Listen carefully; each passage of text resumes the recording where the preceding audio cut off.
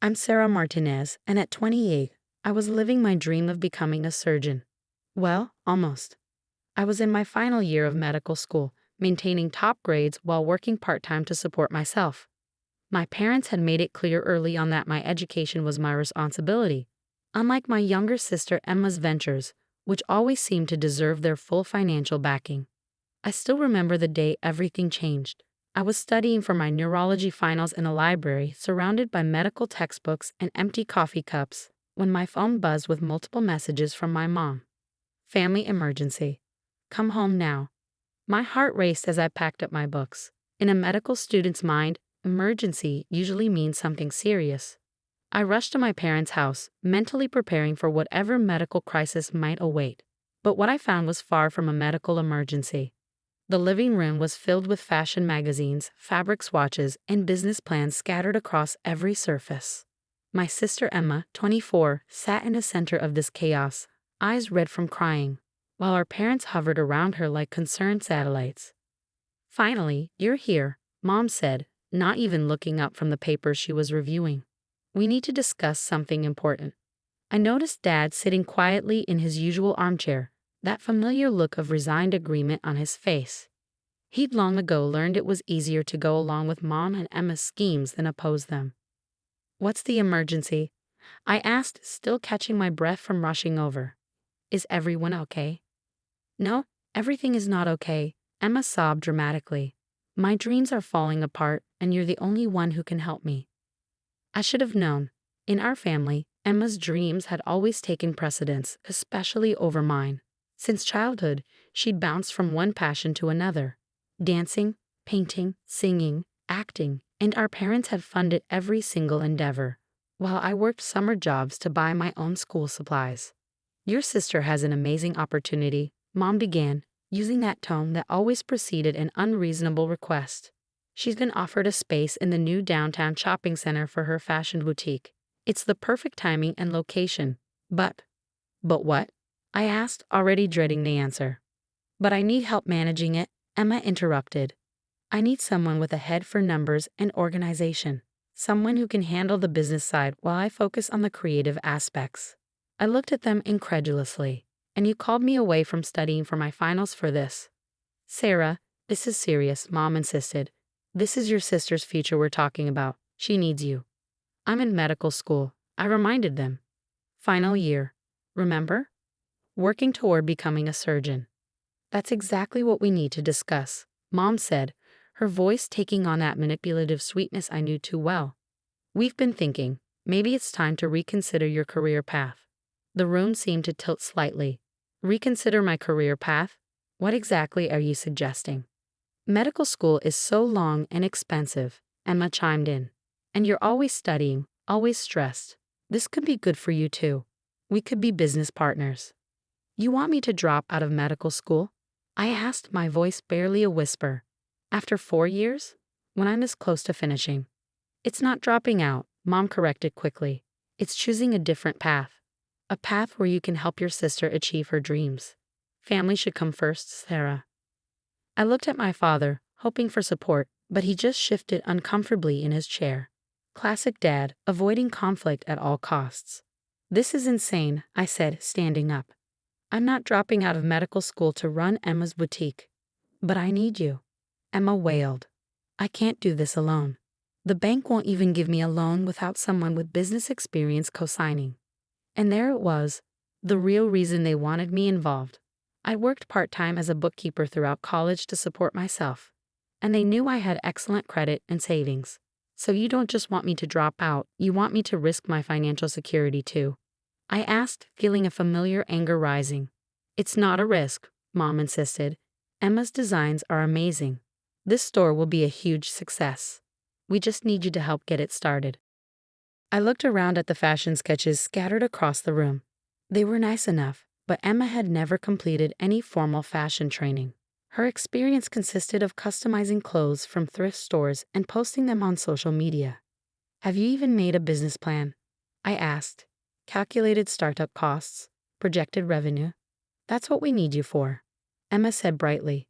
"You're so good with all that boring stuff." I picked up some of the papers from the coffee table. They were just magazine cutouts and rough sketches, no actual plans or calculations. This was exactly like every other scheme Emma had convinced our parents to fund. All dreams, no substance. I have finals next week, I said firmly. I'm not dropping out of medical school and I'm not co-signing any loans. This is completely unreasonable. Sarah Martinez, Mom stood up, her voice sharp. How dare you be so selfish? Your sister needs you. After everything we've done for you. I actually laughed. Everything you've done for me? I've worked since I was 16 to pay for my education. I took out student loans. I worked multiple jobs during undergrad. What exactly have you done for me? We gave you a home, Mom shot back. We supported your decision to go to medical school, even though it meant you'd be studying instead of helping the family. Supported my decision? You mean not actively preventing me from going? Yes, thank you so much for that bare minimum parenting. Emma started crying harder. See, she doesn't care about anyone but herself. She doesn't care that this is my one chance to make something of myself. One chance. I was beyond frustrated now. Like the dance studio they bought you equipment for, or the art supplies for your painting phase, or the guitar lessons, or the acting classes. How many one chances have you had, Emma? Those were different, she protested. I was just finding myself. This is my true passion. Until next month's true passion comes along, I muttered. Enough, Mom slammed her hand on the table. Sarah, you will help your sister. This is not a request. This is what family does. I took a deep breath, trying to stay calm. No, this is what our family does. You enable Emma's latest whim while expecting me to sacrifice everything I've worked for to support it. Not this time. If you walk out that door, Mom threatened, don't expect any support from this family ever again. I looked at her incredulously. What support? The support I never got while working my way through school. The support I never got when I was studying for the NCATs. That support. Sarah, please, Dad finally spoke, his voice quiet. Just think about it. Maybe you could help part-time? I'm going to be doing my residency, Dad. There is no part-time. I'll be working 80-hour weeks learning to be a surgeon. I can't run a boutique on the side. So your career is more important than your sister's happiness? Mom demanded. My career is about saving lives, I said quietly. Emma's happiness is her responsibility, not mine. I walked out of the house that day to a chorus of tears and accusations. My phone buzzed nonstop with texts from both Mom and Emma, ranging from guilt trips to threats to tearful pleading. I blocked their numbers that night. The next few weeks were intense. I threw myself into studying for finals, trying to ignore the emotional turmoil. My parents had always favored Emma, but they'd never before asked me to completely derail my life for her. It hurt more than I wanted to admit. I aced my finals, maintaining my position at the top of my class. Without the distraction of family drama, I was able to focus completely on my studies. I moved to a new apartment and told no one my address. I changed my email and only kept in touch with Dad through occasional texts, as he was the only one who respected my boundaries. Months passed. Through the medical grapevine, I heard that Emma had somehow managed to open her boutique anyway. Apparently, our parents had mortgaged their house to help her secure the loan. I focused on my studies and my growing expertise in neurosurgery, pushing thoughts of family drama to the back of my mind. Then, during my final month of medical school, I received an invitation. Emma's boutique was having its grand opening and the whole family was expected to attend. The invitation came through Dad, who had been quietly keeping me updated on family matters. Your mother and sister expect you to come and apologize, he texted. They think you've had time to come to your senses. I looked at the invitation for a long time. Part of me wanted to ignore it and continue my life without their drama. But another part of me wanted closure. I wanted them to see exactly what they asked me to give up. The day of the grand opening, I put on my best clothes beneath my white coat. My hospital ID badge, which read Dr. Sarah Martinez, Chief Resident, Neurosurgery, was prominently displayed. I'd not only finished medical school but had been accepted into one of the most competitive residency programs in the country.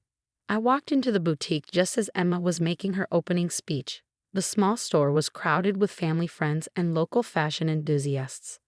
Emma stood on a small platform, wearing one of her designs, while her parents beamed proudly beside her. And I want to thank everyone who supported my dream, Emma was saying. especially my parents who believed in me when no one else would. Her voice trailed off as she spotted me in the crowd. The white coat stood out among the fashionable outfits, and my badge caught the light. Mom's face went from proud to angry in an instant. Dad just looked resigned, but I caught a hint of a proud smile. Emma recovered quickly, though her voice shook slightly.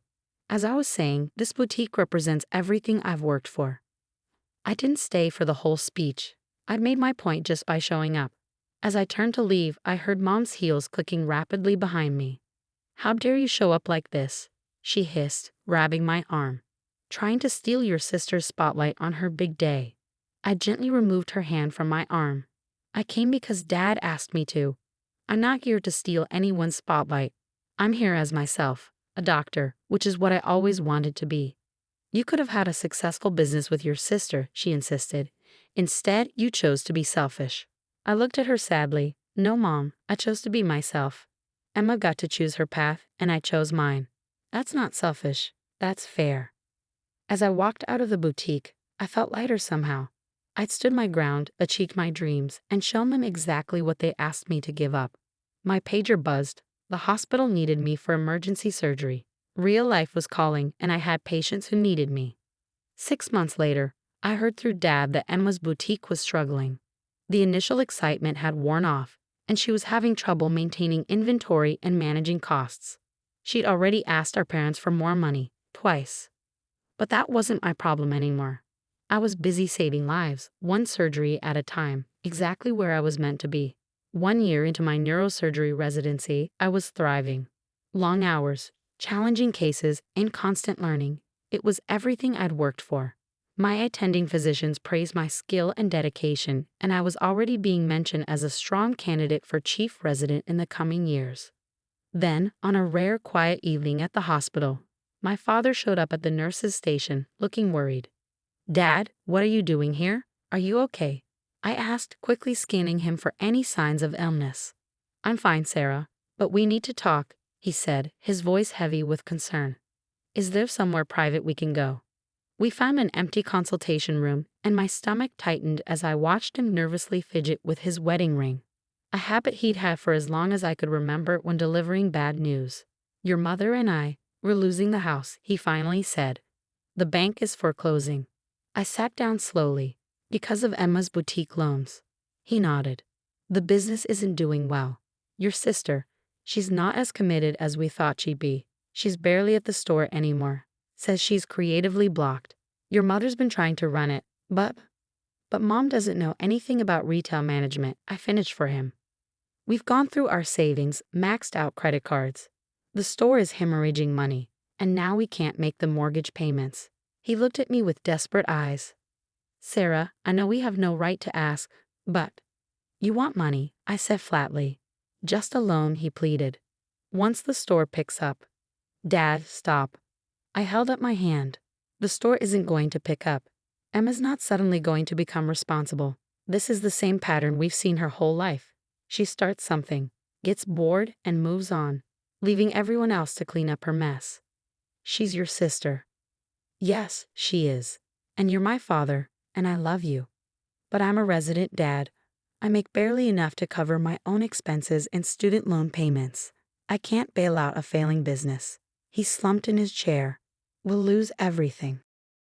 "No, you'll lose the house you mortgaged for Emma's latest whim." "There's a difference." I softened my tone. "Dad, you and Mom can stay with me temporarily if you need to. But only you and Mom, not Emma, and only if you both agree to some conditions." He looked up hopefully. "What conditions?" "First, you stop enabling Emma. No more money, no more bailouts. Second, you both need to find jobs and save for your own place. Third, Mom needs to acknowledge that what you asked me to do last year was wrong. I won't have her in my home as she's going to continue attacking my career choices." Dad was quiet for a long time. "Your mother won't like those terms." "Then she can find somewhere else to stay. I'm offering help, Dad, not a blank check." He stood up slowly. "I'll talk to her. But Sarah, she's still very angry about you abandoning your sister." I laughed without humor. I didn't abandon anyone. I refused to set myself on fire to keep Emma warm. There's a difference.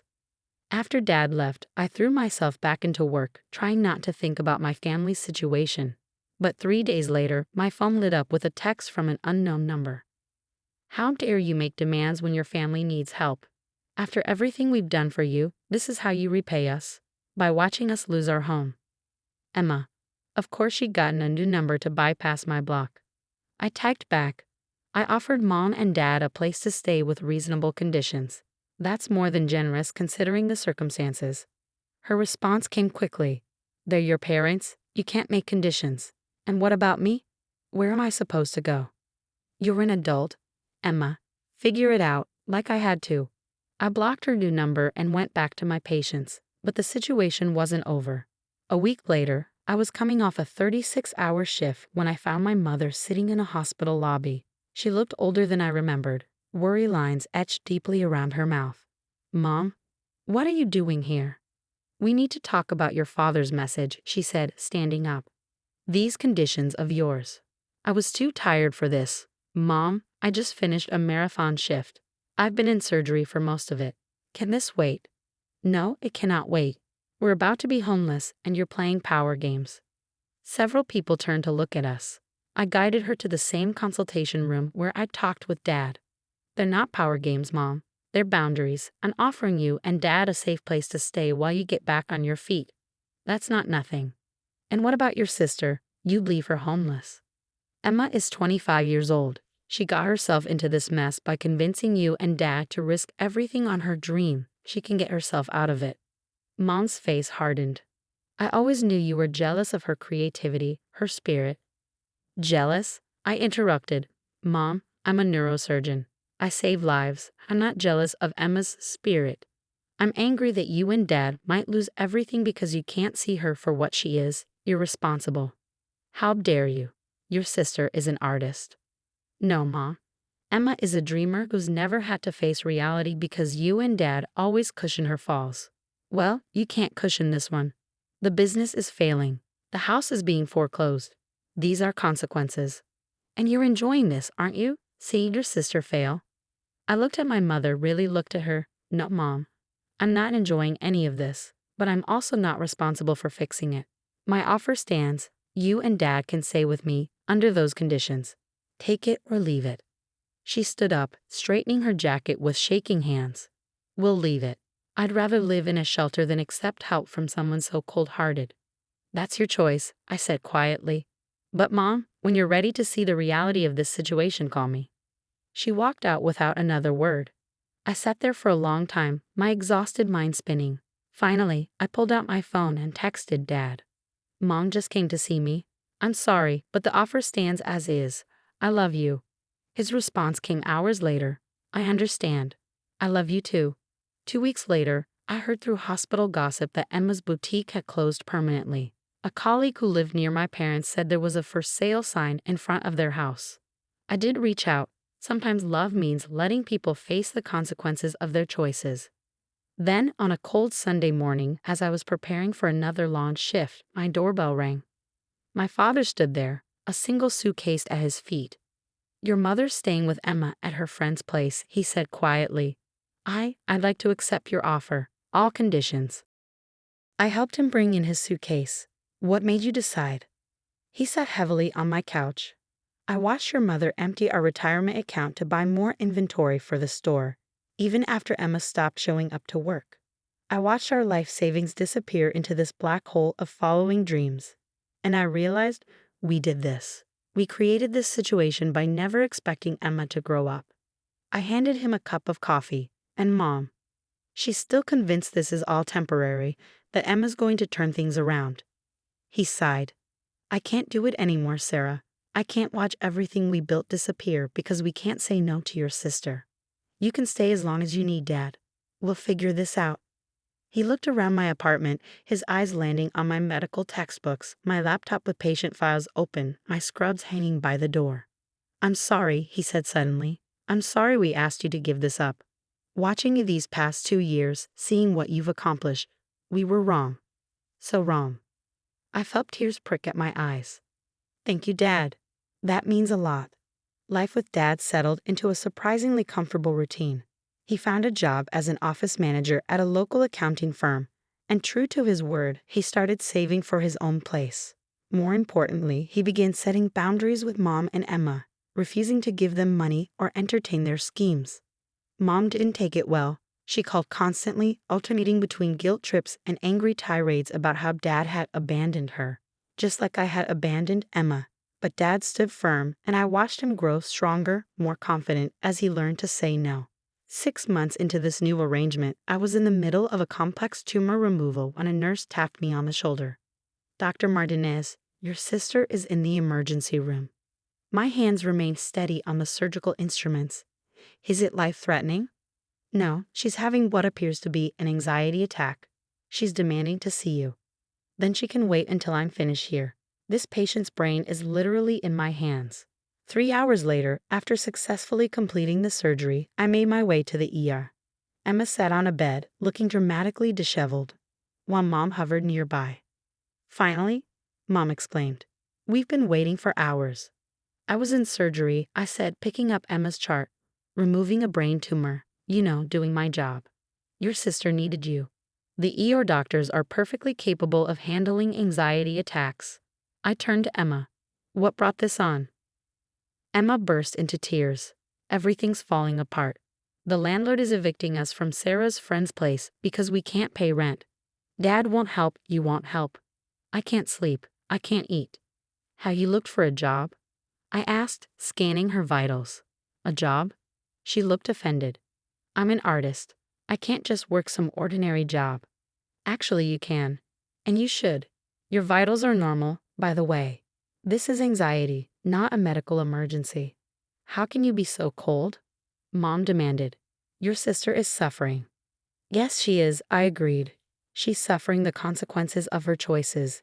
And enabling her by rushing to her rescue every time she faces those consequences isn't helping her." "I knew coming here was a mistake," Emma sniffled. "You've always been jealous of my creativity."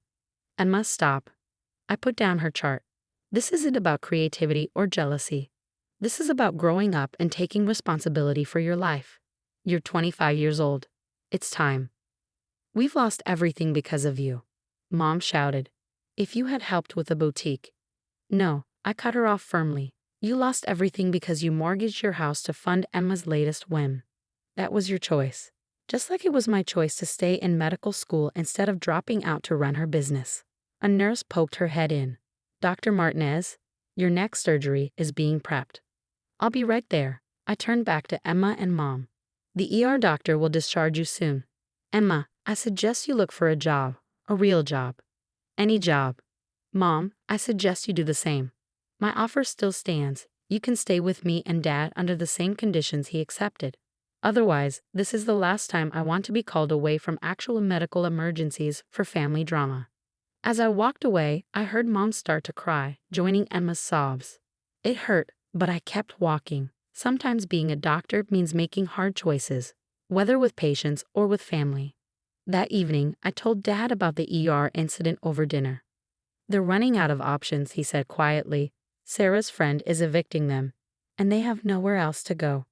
"They have options," I corrected. "They just don't like them. They could both get jobs, find an affordable apartment, start over. They just don't want to." Dad nodded slowly. "Your mother, she enabled Emma because it made her feel needed, important. Watching Emma fail means facing her own failure as a parent." "And you?" I asked gently. "How are you dealing with it?" He was quiet for a moment. "I'm dealing with it by trying to be a better parent now. Starting with supporting your career instead of trying to sacrifice it for Emma's dreams." 2 weeks later, I was surprised to find Emma waiting outside my apartment after a shift. She looked different. Her usually perfectly styled hair was simple and neat, and she was wearing plain, practical clothes. "Before you say anything," she said quickly, "I'm not here to ask for money. I got a job. At a department store. In the fashion department." I raised my eyebrows. "Really?" "Really. It's not glamorous, but it's something.